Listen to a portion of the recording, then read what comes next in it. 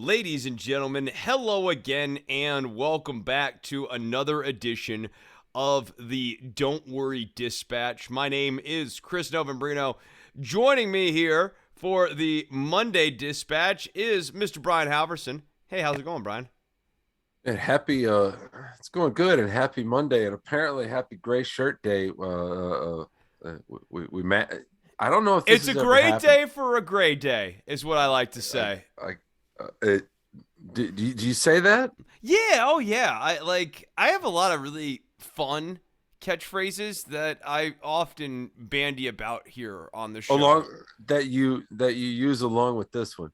Yeah, oh yeah, that's a nifty wheelbarrow. Uh, That's one of my old lines and whizzle wazzle woozle.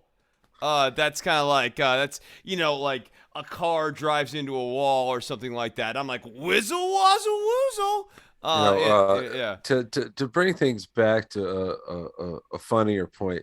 I think that point was actually really getting off the blocks and going to Humorville if you would have just let it. No, No, it's fine. It's fine. I recently learned a word that you might want to incorporate into one of these sayings. Okay. I went back and looked at a Norm Macdonald David Letterman interview. This was right after.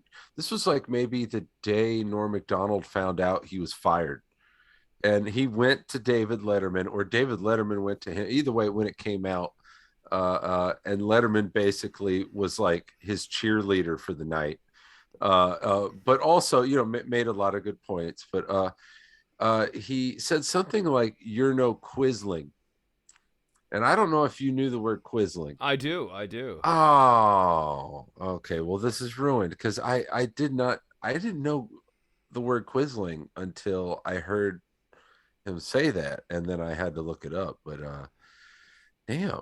Well, this ruins the whole set. Yeah. I'm Okay, not so well read. I just have had a few word of the day calendars here along the way. but would And, you say that I really try to take them to heart. Quisling is not a word that gets thrown about? So you, No, it doesn't get bandied about. If you were looking so for another word. maybe the point still applies. Try and shoehorn into your humor. Quisling. That's I that's think a it's. I tricky think it's one. That's a tricky one though. It's like 'cause okay. that's like apparatchik for a regime. That's. I mean, there's a lot going on there. Or apparatchik is enough of a mouthful.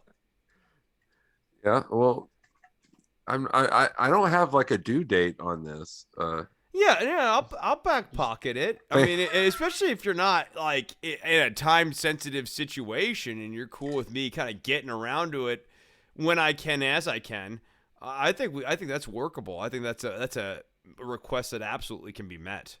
Okay, Yeah. but So do you wanna do the show? I mean, it's okay. We don't have to. I a lot of times let's go. Let's a go. lot of times people don't even make it all the way to the actual meat of the show. I've seen the YouTube feedback so far. So it's fine. I think in a lot of ways this really met someone's needs.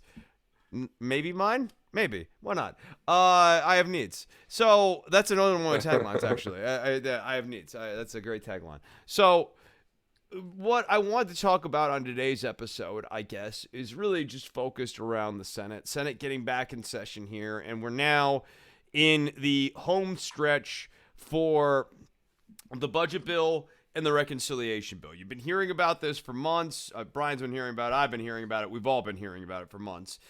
But the deadline here, tentatively speaking, is supposed to be September 27th. That's when moderates really want to get a vote done, ideally to get the vote done on that and on reconciliation, hoping that reconciliation won't be done, kind of force the issue and put the progressives kind of on their back heels of like, we we need a little bit more time. Let us get time so we can get this reconciliation bill. I mean, during that time, the moderates can act like the responsible adults in the room. So let's stop right there with I guess that part of the state of play. We need to recap the difference between the moderate bill and the reconciliation bill? You think that's worth doing? Does it matter in terms of why they're putting up a defense, or are they just putting Yeah, up a yeah, no, I think it does. It's like the small bill is basically it does a number of things, but the thing that I keep going back to is it really does privatize a lot of infrastructure and allows a lot of roads that were once public roads to become private roads. And I cannot stress enough how anti toll roads I am. They don't work. They are not a superior model for transportation. Every cat in my house is currently trying to hang out with me. They're not a superior model for transportation. They don't. I live off of 635. They don't work. They don't work. They're bad. You're down in Austin. There's that weird toll road that you can use to get around, and it's totally impractical, right? there are a couple that I use here and there, pretty much to get in and out of Austin, not as I commute. But boy, there are some that you wonder. Anyway, that's Yeah, I mean, especially if you're around the Dallas metro, it's like, I don't, does the Dallas North Tollway but need to be a toll road, or would that have been so much better as another free highway? Like, wouldn't that improve flow throughout the city if there was another highway that ran parallel from 75 that was actually like, you know, something that you could drive on and not have to incur all these fees? right. But in terms of the illegitimacy of the difference between them, is this number one for you? Like what really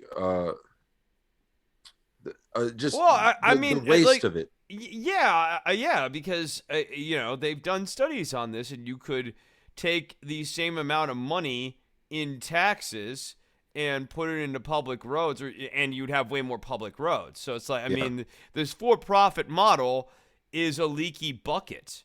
It's a leaky bucket where someone's making money off of the road. So you have a right. road, but they're okay. And people go, oh, well, don't you like the road? Yeah, except that for the amount of money I'm paying for the road, I would want it to be like a magic road that made everything wonderful, or I would want two roads. I would Okay. prefer two roads. And so of the dissent that this bill is fielding, how much of it is rooted in the fact that anything of what you just said? Yeah, okay, so like I think that's a fair amount of it, because the way that this bill is paid for is by really corporatizing infrastructure in America in a meaningful way. And the other problem with uh, the the small bill. I'm trying to just think of the term. We'll call it the small bill. The problem with the small bill is it is not remotely forward looking when it comes to infrastructure needs. I mean, you've heard for months now, Republicans and moderates also going, I guess I don't understand how the Green New Deal is somehow tied into infrastructure. When like the answer is really simple, like climate is changing, thusly you need to do certain things to accommodate for a rise in sea level. Even if you don't think sea level is going to rise as fast as whoever they are, said it would, it's still rising, and no one really debates that part of it. The issue is how fast is it rising, and then also like, do we need to prepare for that? And the answer is pretty obvious. Yeah, we do need to prepare for it. This bill doesn't actually address any of that. So if this is a standalone piece of policy, it's actually a pretty lousy bill. I think that the only reason it's not getting scrutinized further is because there is the reconciliation bill that is, at least from where liberals and progressives and people of my persuasion come from, a great bill that is going to do a lot of great things. When can you recall a bill like this being so attached to the number of the that is the amount of the expenditure, the 3.5 trillion? I think the number's a distraction. Right. I absolutely do as well. I think that there have been other times where we've seen it just be about the number, and I think it's clever for the moderates. In bringing up the number, they avoid ever actually having to debate any of the merits of the policies within. Right. They just go, oh, it's too high. Yeah, because in my opinion, whether or not this comes out as a victory or a defeat or for someone has nothing to do with the substance of this bill and has everything to do with does this pass at 3.5 trillion like everyone has heard it as labeled, or is it less? And if it's less, who just lost? Yeah, and I think there's a way for the Democrats who want both bills to pass to make this a win for Manchin, at least, where they can do a little bit of budget kabuki and make it like 2.7 trillion or whatever instead of 3.5 and make Manchin feel like he did something. I think, a flip of that is if you want to see what losing looks like, it's Cinema having to defend this story I'm seeing in Politico here. Cinema tells White House she's opposed to the current prescription drug plan. That's a disaster, especially in Arizona where there are so many retirees. And this is exactly what the moderates don't want to have happen. They don't want to actually have to defend. They don't want to have to defend, I'm against the prescription drug plan. Yes, because now it got specific. Yep. And now people can start saying, look how much my EpiPens cost, and they can point directly at her.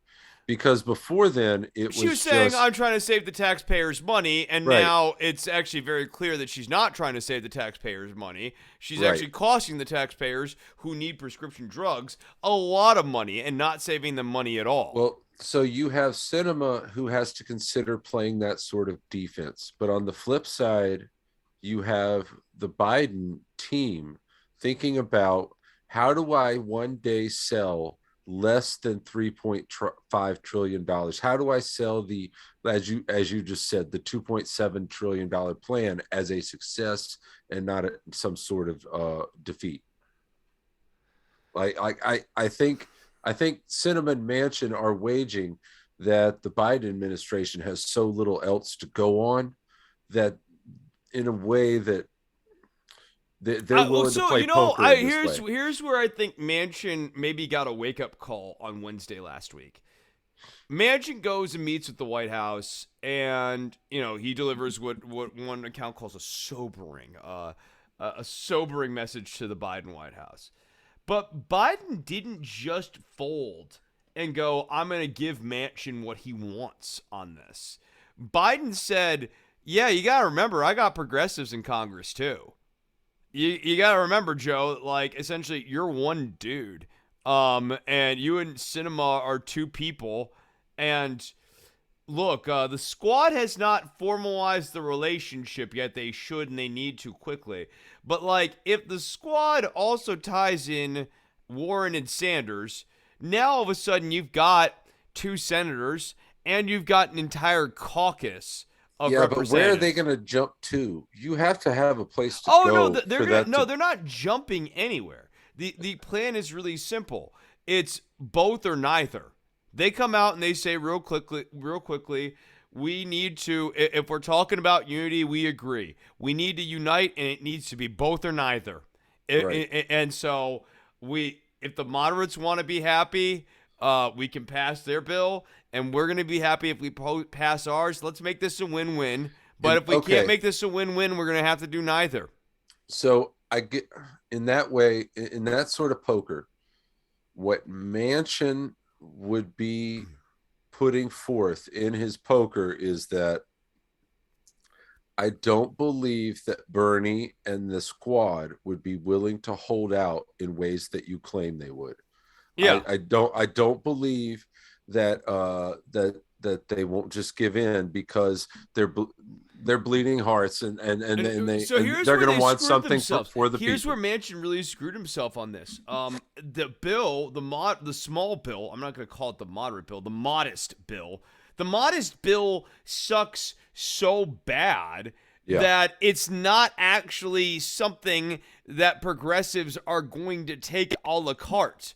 It's impossible for any, like, I wouldn't sit here on the air and say support the modest bill. I don't. And if I was voting and it was do the modest bill or don't do the modest bill a la carte, I would vote against the modest bill. And Right. that's essentially what progressives need to be telling Manchin and Sinema. You guys played yourselves here. You made this bill so shitty that it doesn't even have one item in it that we're so enthusiastic about. Like they didn't even hostage take when they made the moderate bill, Right. the modest bill. But The modest bill, they were so convinced it was going to pass and that they could stab the progressives in the back later, they didn't even include a hostage. They just put everything they wanted, and they're like, we're going to get everything we want, and we're going to screw the progressives. Maybe that works out. But I also submit to you that if it doesn't work out, one of the reasons it won't work out is because the progressives are going to realize, rightfully so, there's not actually a good reason to pass this. And they could even run on saying, hey, we kept that road public. We saved that road from becoming a toll road. They're mad at us, but the highway you drive on right now would have been a toll road if that bill had passed. So, no, we did the right thing here. The more I think about this, I think the moderates have really put themselves in a corner here and they didn't even realize it. well, so it is the goal. If you are a centrist, if you can get the legislation to a level of certain moderate, milquetoast nature, you have succeeded to a certain point, and you have earned your stripes. Whether or not you take your foot off the gas. At this But point, the strongest win for Joe Manchin is saying that he got the big bill down nearly $1 trillion. That sounds great.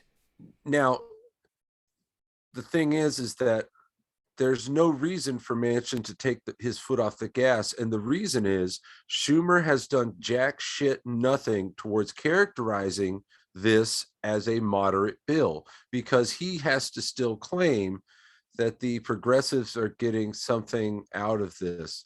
And he is sort of stuck, but also he has to be the leader in a sense of letting the public know that it is now unfair for Joe to no longer take his foot off the gas. It is now based on the nature of the bill. Manchin still keeping his foot on the gas is unfair. Because he is one. He has got a moderate legislation, and what the public doesn't understand is the fact that Manchin has won and where the line should be as far as when a centrist gets to play hardball. And there is no delineation there. And the reason why there isn't delineation is because Schumer hasn't done anything to do so.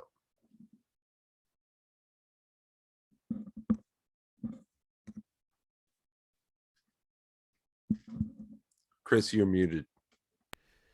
Yeah, thank you for that. I'm now going to use my microphone voice to make that exact same point again. Yeah, no, it's a good call. Good call. So you're doing some radio these days. Schumer needs to be more forceful in the way that he is engaging with his Senate caucus. I think you even look at the parliamentarian stuff. He needs to start fighting harder with these people. Or I guess conversely, I'm kind of rooting for him to really massively screw this up so that AOC has a reason to primary him. Oh, yeah. And I think what is the smoke and mirrors behind Manchin and Sinema is that that hinge is valid, but who is just as much on display when it gets down to this is the Senate Majority Leader. And the media is never going to characterize that. To that point, I think this is where AOC has a lot more leverage. I think she's starting to realize it too. Yeah. She has a lot of leverage against Joe Manchin, that when Joe Manchin called her the young lady and she responded to him, "Can I call you old man?" Like, one, great. Thank you. Good. Two, Manchin, do you really want this fight, old man? Really? You sure about this? And three, Schumer now needs to be looking at AOC and Manchin fighting and going, huh, if I do a bad job here, AOC's probably going to be coming for me too. And this might be the end of the Chuck Schumer era if I'm not careful. And I of I hate to say it, but I sort of understand why Pelosi has become what she is, and I don't like it at all. But Schumer, what he brings to the table What is that? is Do we something know? I just don't understand. Yeah, I just don't yeah. like. As far as wrangling a house, I can hear the argument that it's 100 and something or 200, whatever.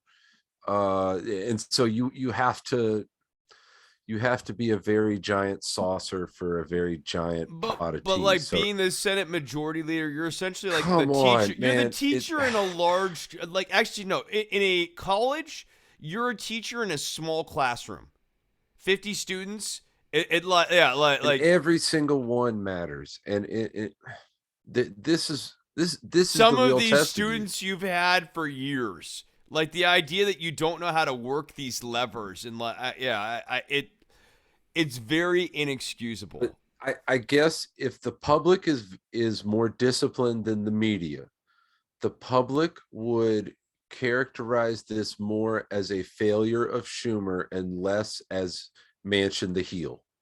They would demand it.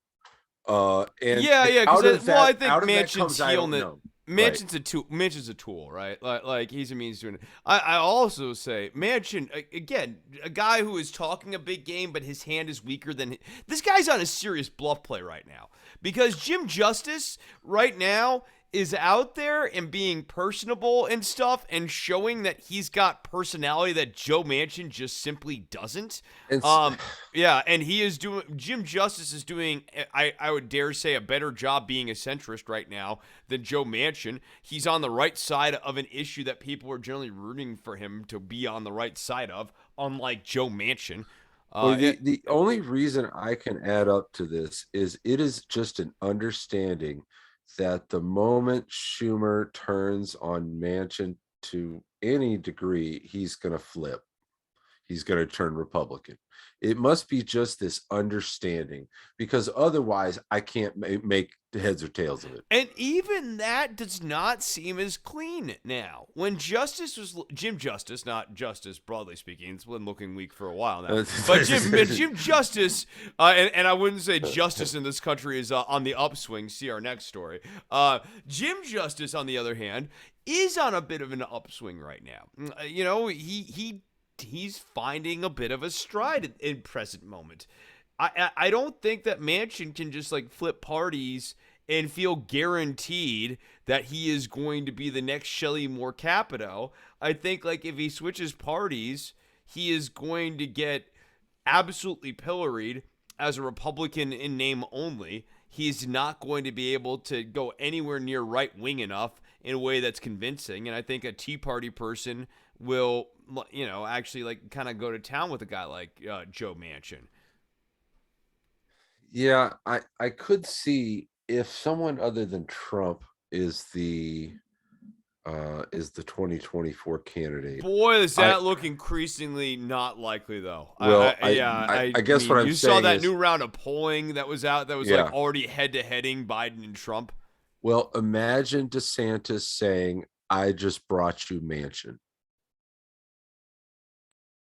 Oh yeah, and then the answer would be like, "How? What did you do? How it is doesn't that?" matter. Like, doesn't like, matter. oh, Doesn't okay. matter. Well, it's sure. something to say. You're right. You're right. Okay, if DeSantis ties up Joe Manchin in the middle of the night and shoves him in his trunk and drives across state lines with Joe Manchin and like throws it on like Mitch McConnell's like yard and it's like I just brought you Joe Manchin. Man, you know how these things get sold. That could totally get marketed in that way. It absolutely could. How much do you think a Joe Manchin goes for these days? Well, actually, he's Man, very. I'm sure there's a number of right people I about can now, ask. Yeah, you can ask. There's people you can ask. Um, I'll get you a toe. yeah, I'll get you. You can be a toe. I was just asking for a quote. All right, so let's talk. Let's finish off on this. I don't know that we have a ton to say on this that hasn't already been said. So let's just get into it. The Supreme Court is getting ready to hear the Texas court case on Roe versus Wade here in December, December 1st, actually. So, I mean, the real question is, do they go and they strike down Roe right away in December, or is it still another 6 months to a year to strike down Roe? Now, Grant, I should mention, so let me read the copy here, as I botched a few of these details while I was spieling. Supreme Court on Monday set December 1st arguments on Mississippi's ban on abortion after 15 weeks of pregnancy. So this is the Mississippi ban, not the Texas one. The hearing would come after justices this month allowed Texas to move forward with its basic abortion ban. Taking the Mississippi case, Supreme Court conservative supermajorities signaled openness to revisiting and overturning Roe. Justices say they want to hear arguments on whether all bans on abortion before a fetus can survive outside the womb are unconstitutional. Earlier this summer, all right, blah, blah, blah. Mississippi petitioned the court to overturn Roe, contradicting the state's previous argument that it could uphold the 15-week ban without touching the nearly 50-year-old precedent. So what's important to remember here is that the whole way down, the conservatives who are trying to overturn Roe versus Wade right now have been lying about what they are trying to do. Back in the day, it was, oh, we're not trying to make abortion illegal. We're just trying to send it back to the states. Oh, you know, with this Mississippi law, they argued that this wouldn't interfere with Roe. And now they're like, actually, you know what? Scratch that. We'd like to overturn Roe. They have been bad faith actors and bad actors, bad faith actors in this case, very, very literally, for the better part of, several decades now, but particularly in the last few years here. You can't actually take anything of what they say at face value because they'll go, oh, we're done. And then that slope keeps on slipping. This is the problem. Is at this point, if someone wanted to make a slippery slope argument about Roe versus Wade and abortion rights in this country, you more or less would have to really hear them out because the evidence has been very compelling that the people who say, oh no, there's a line, we'll stop when we get to here. Every time they get to here, they move here back a little bit. It's a moving goalpost. Yeah, I tend to, and I guess I noticed that moving goalposts more with the Second Amendment, but that might also say something about how I prioritize this, and I guess I'm calling out my own failings there. But all right, you saved me the trouble. I was gonna really lambaste you. Yeah, this from a word of the day calendar. Good tie in there. Jesus. There is no because I would have to know. I think what a good question to ask at this point is, once you get this victory, then what? You lose in the midterm elections. You deliver the Republicans a historic defeat in the midterm elections that are supposed to be going in your favor. I know. Among panelists of the show, even not like taking it to task on you, but other people in the chat and stuff. I know that it's fait accompli that the Democrats are definitely going to get their ass handed to them in the 2022 midterms. And I'm just here to tell you that there are several different data points that suggest to me that this may not be the route that other people think it is going to be. I'm not saying, no, Blue Wave Part 2, baby, here it comes. I'm just saying, like, this might be an absolute stalemate, or the Republicans may end up picking like 5 seats up. Maybe 5 in the House, and maybe if they're lucky, a Senate seat, maybe. But They might be stuck at 50-50 again. And how do you suppose the two different potential timings of this bill, how do you suppose that changes what goes on in the midterms? I mean, for one, they're unbelievably lucky there's not a Senate race in Texas this time around. Yeah. I mean, seriously, because Texas is ground zero for all of this, because O'Rourke is on the ballot and that they're running against Abbott and stuff, like this state has the potential to really be like a political battleground on a national level that energizes people, and I could very well see them losing a Senate seat in Texas and losing the governorship in Texas, kind of bang bang. But at the same time, Republicans might find themselves having to play some defense on the governor's house here, because if Texas went blue, even if it was just the governor's mansion, that is enough to rattle cages all across the country, I do see this potentially being a problem for midterm races, where now gubernatorial candidates, love that word, gubernatorial, they are going to be debating. We actually saw this in Virginia. They're going to be debating, and they're going to have to talk about abortion now. And now all these Republican candidates are more or less going to have to trip all over themselves to say, no, I'm going to put a lock on her vagina, and I'm going to make sure that she can never do anything involving that ever again. There will be a push to take whatever the Texas law is and go further, or at least mirror the Texas law.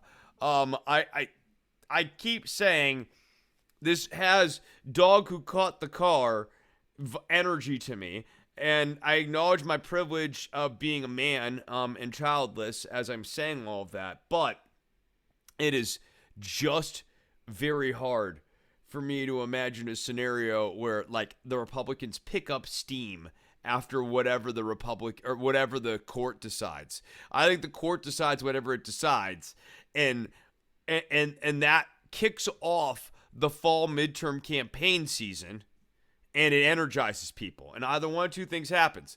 The court does something to try to help the Republicans win in the midterms, and so like they will try to like punt out the decision or something on this.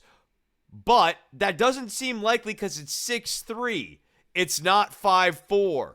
That was a much more likely scenario in a 5-4 world. These Federalist Society judges, they are there with a job to do. Sam Alito has a job he wants to do. Clarence Thomas has a job he wants to do. Amy Coney Barrett was made in a laboratory somewhere out in the foothills of Montana to be a pro-life crusader. She has only one purpose in life, and that is to destroy Roe versus Wade. It's what she was invented to do. Neil Gorsuch is like, he doesn't care. Yeah, like, of course he's there to do it. Brett Kavanaugh, he wants revenge. He said we ceded the wind. How dare we talk about his raping? How dare we? This is Rambo 3 for Brett Kavanaugh. Yeah. Oh yeah, he's back, baby, with a vengeance. So that's 5. I don't know if you've been keeping track of these names. The person you'd be hoping to break off here is Neil Gorsuch going, oh, Senator. Oh, geez. Oh, yeah, I don't know about this. And he maybe waters it down somewhat. Roberts, for his part, will, of course, defect and side with the liberals. It will be a show move, but he'll do it. The only hope is that Roberts is able to persuade Gorsuch. That's it. Outside of that, this has the likelihood of being a very major decision and a very animating decision, and it will be for Democrats, not Republicans, because even among Republicans and the Republican electorate, the abortion thing is not this big slam dunk. across the entirety of their electorate. It's a lot of them. Don't get me wrong, but there are a fair amount of like pro business Republican voters who are also probably pro choice. They just generally vote in favor of their wallets more than like medical liberty issues. But like, I think they may go. Maybe I don't have a team right now. Maybe this pro life stuff really misses me. Yeah, the that reminds me of whenever Rogan and his story came out about him taking what was the COVID thing he took, the ivermectin, or uh that got a lot of that side of the right. That side really doesn't respect the abortion issue the way the rest of the right, of the Christian conservatives rally around that issue. The Rogan, the vote, the right Rogan voter, abortion is It's probably one of their squishy points. yeah, Generally, yeah. It's one of those it's things they either don't care something about. it's either something they're pro-choice about, or something they wish to never expend political capital fighting That for. actually, you know who's like that? Donald Trump. Donald Trump was Right, like that for most of his career. Most of his right. career, Republican in a lot of ways, but on abortion, he was always pro-choice, always. Up until he ran for president, and But even then, you had to really cajole him into actually being, anti-abortion.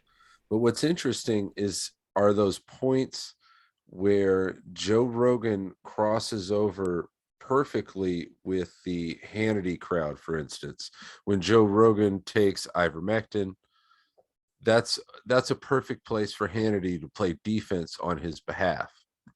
But that defense only goes so far, it seems.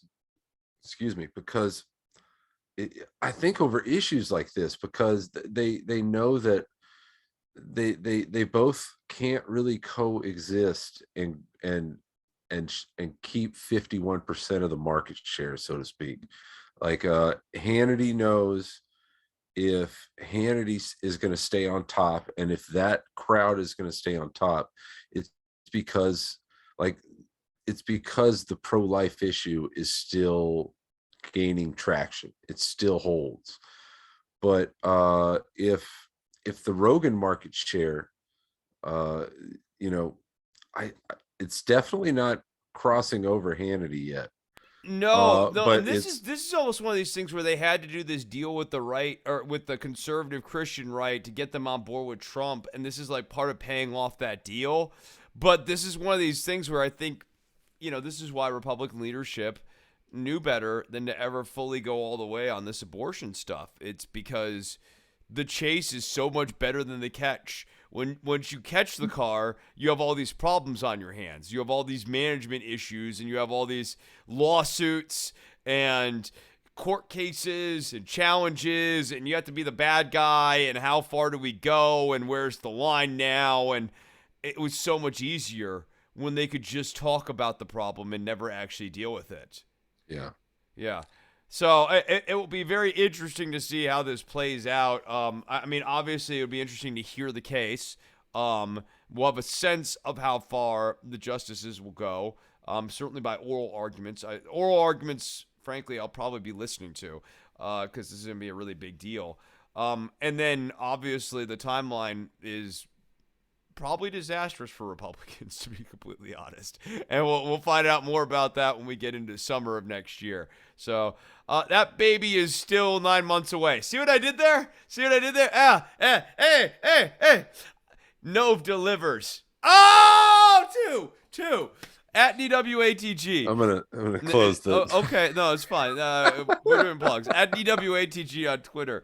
Patreon.com/DWATG to go and support the show. Not that you would after these jokes, but 33 cents a dispatch is essentially what it comes out to, because 2 or 3 of those get merged down into one episode, which you can subscribe to on iTunes and Stitcher and Spotify. Hear me weave in and out.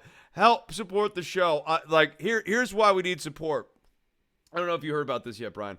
I had an issue uploading episode 534 earlier.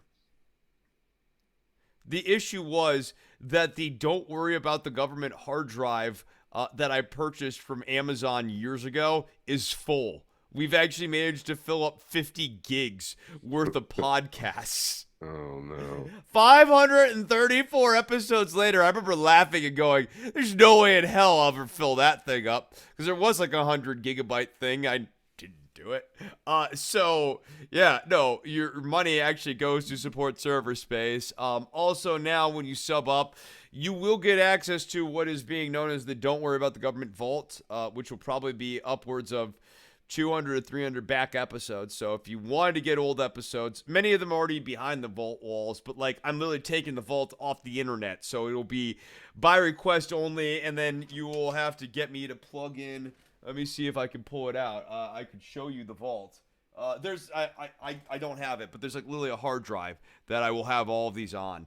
And it'll be available by request. So anyways, I want to like thank everyone. Like episode 500 was a cool milestone, but in another way, like filling up an entire cloud hard drive with podcasts, like how cool is that? That's cool. I think it's cool. You don't think it's cool? That's fine. It's all right. Well, okay. I guess I don't think it's No, cool. do you? You do? You do? No, I don't think that's cool.